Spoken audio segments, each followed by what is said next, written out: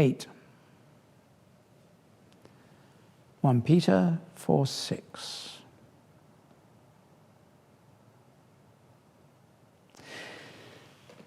For this is the reason the gospel was preached even to those who are now dead, so that they might be judged according to human standards in regard to the body, but live according to God in regard to the Spirit.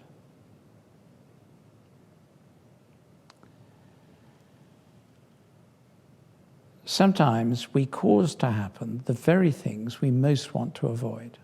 One thing we often fear and yet create for ourselves is separation. Separation from others, even from ourselves. We feel distant from those who are different than us, those we consider other. We feel separated from those who've gone before us. Sometimes we feel separated from God. Some people we think are beyond reach. Sometimes we feel beyond reach ourselves, consumed by darkness, loneliness, and fear. What a profound message then for us in this passage.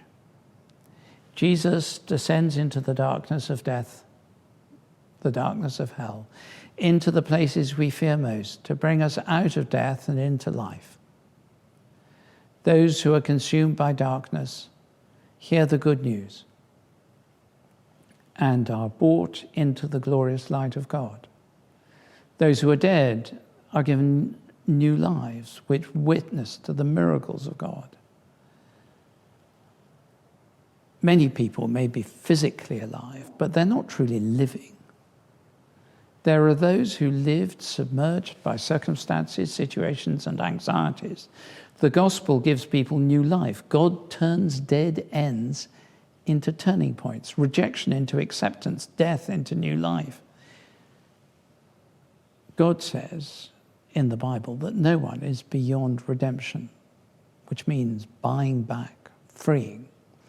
There is no sin God doesn't forgive when we repent, when we turn away from it and go the other way.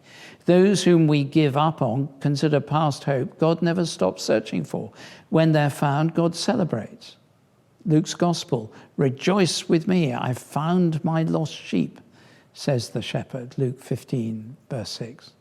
The generosity of God overflows with such power that even death is swept away. And while we do not fully understand the mechanisms of salvation, we are encountered by the one who gives life to the dead. Where people turn away, God welcomes. Where we are tempted to judge, God calls us to love. When flesh inevitably, inexorably dies, the Spirit lives. Here we have a call to live according to God's standards, rather than wither according to our own. So today, pray for your 5 friends, that the Spirit of the one who crosses every boundary to bring the message of his love might reach them.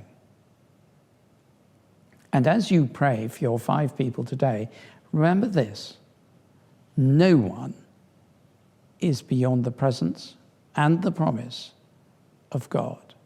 No one is beyond the reach of God and of God's love.